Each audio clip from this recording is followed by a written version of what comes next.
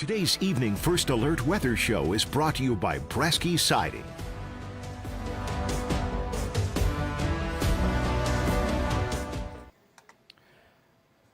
And good Thursday evening, Mid-Michigan. Chief Meteorologist Chris Eastlick with your quick forecast update for tonight. This is probably not going to be the longest stream that we have, just because the weather is still pretty quiet as we go into the weekend, which isn't necessarily a bad thing.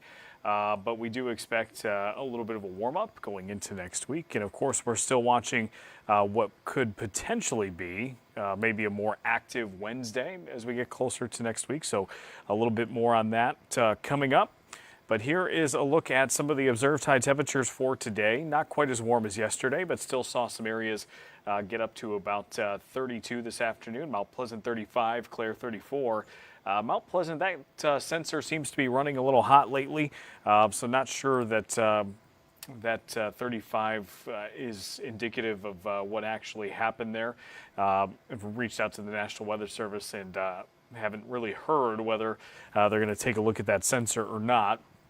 But that one is running a little bit warm lately, so if you are in Mount Pleasant and you've noticed our temperature there being a little bit warmer than usual compared to some of the surrounding areas, that is probably why. As we head into the weekend, seems like we've got some decent weather Saturday and Sunday. We are keeping tabs on Saturday. Some of our weather models that we call high-resolution weather models, they're the ones that pick up on finer details just a little bit better. Some of those seem to be suggesting more of a cloudier trend today towards Saturday. Not really sure whether I'm buying that just yet. We like to see those trends get consistent for a while before we jump on them for good.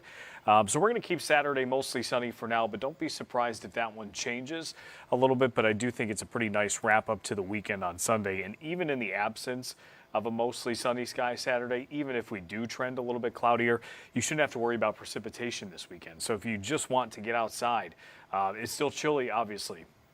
But if you just want to get outside and maybe take a walk, maybe go for a longer walk than you have been, those types of things, I think you'll be in pretty good shape this weekend. And also, cloudier conditions and warmer conditions are a little bit better than sunny and warmer conditions for those who want to be out on the ice still. I would obviously express caution to you the next several days, just because we do expect this percentage to drop off going into next week. We're already down from the 58% that we had last week down to about 43%.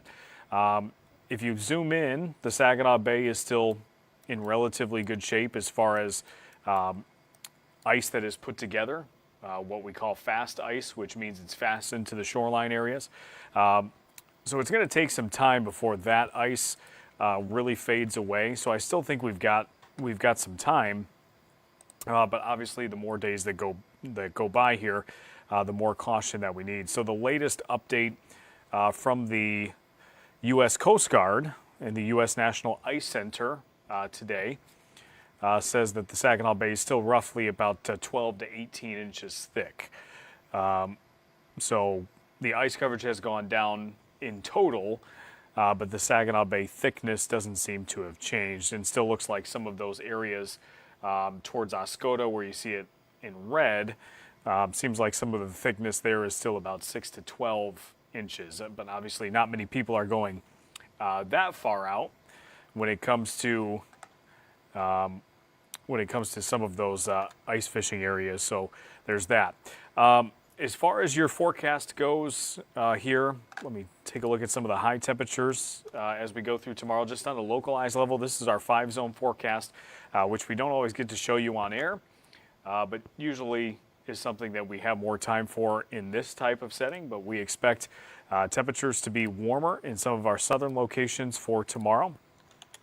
Could be mostly around the upper 30s, low 40s in some of our southerly zones. So areas like Swartz Creek, Flint, Grand Blanc, all around the low 40s tomorrow. And then as we move into the next area, which is the Thumb, could be a little bit cooler there. Apologies, skipped ahead a little bit. We've got more middle to upper 30s in the Thumb, and some of our coolest locations right along the lakeshore. Southwesterly winds are pretty light for pretty much everybody for tomorrow. a mixture of upper 30s and low 40s in some of our central and western zones, closer to US 127 near Mount Pleasant, and then upper 30s and low 40s to the north.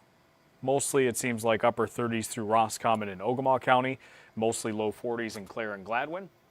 And then we've got mostly 30s in Alcona County, mostly 30s in Iosco, but then some 40s in places like Alger, Sterling, Standish, Kings Mill, those regions. And then extended forecast here, temperature-wise, still holding out to those 40s going into next week. Still think there is a world where some of these temperatures could end up being a little bit warmer on Wednesday if that system we talked about last night goes a little bit further to the north. What that tends to do is it tends to bring in warm air a little bit farther to the north as well. So we'll see what happens. I think next week is interesting to watch when it comes to that system that's coming through. Here's kind of a look at it. We may see rain as soon as late Tuesday night.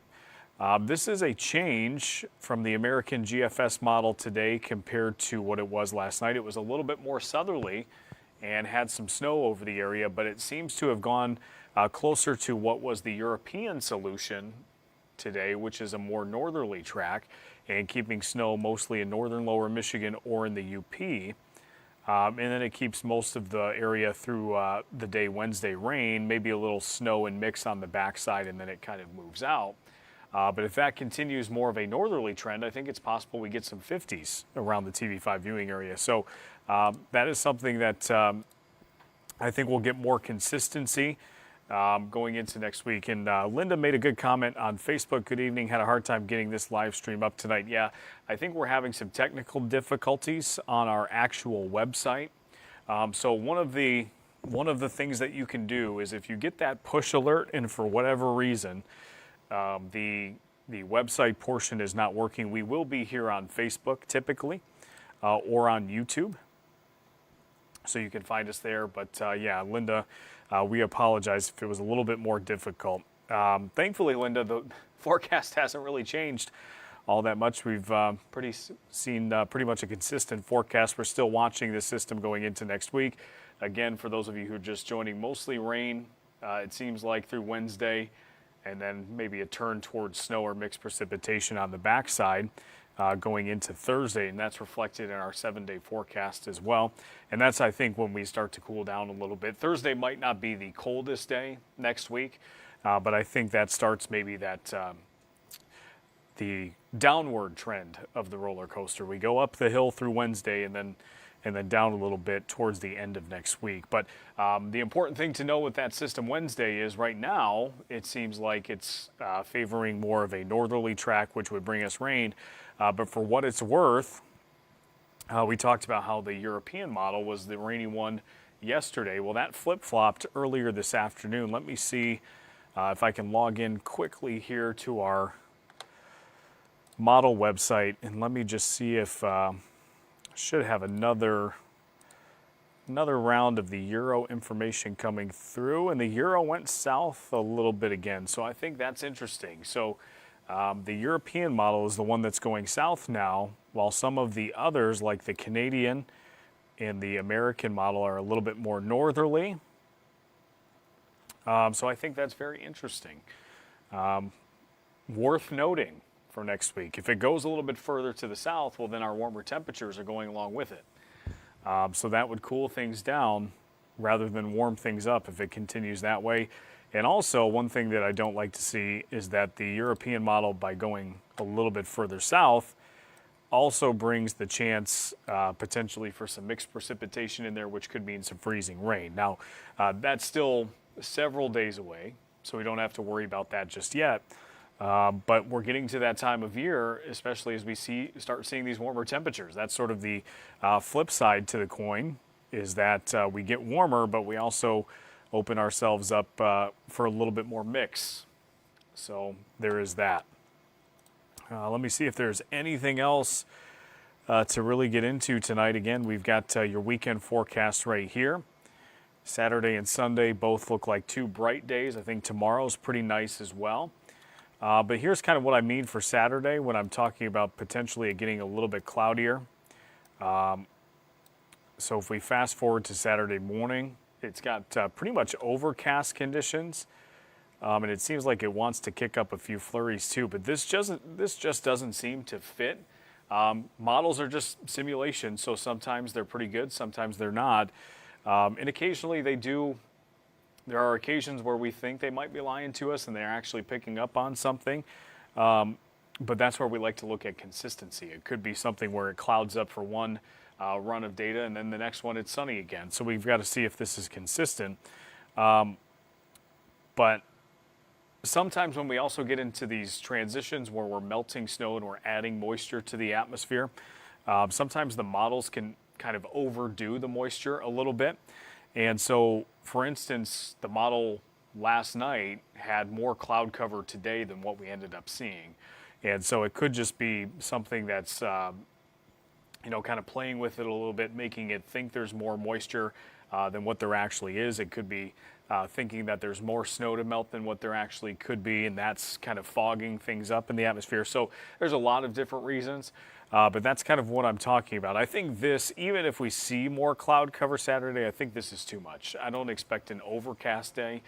I think the change could be something like maybe mostly sunny to potentially a partly cloudy type day, or a partly to mostly cloudy type day. I don't think we're going just completely gray like we have been the last couple of days. So that's kind of where things stand for that, but we'll maybe have a different look at that tomorrow.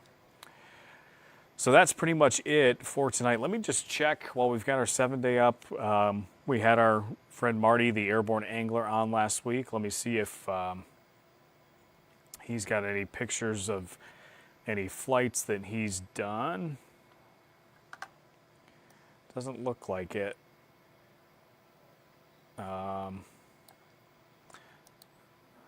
Nothing new. So we'll have to touch base with him. We'll see if he's out flying this weekend. But I also know that he likes to make sure that he's also enjoying the ice fishing while it's happening. So this is a really good week for that. He was telling us on the stream last week that it's nice to go out ice fishing when you don't have to bundle up quite as much.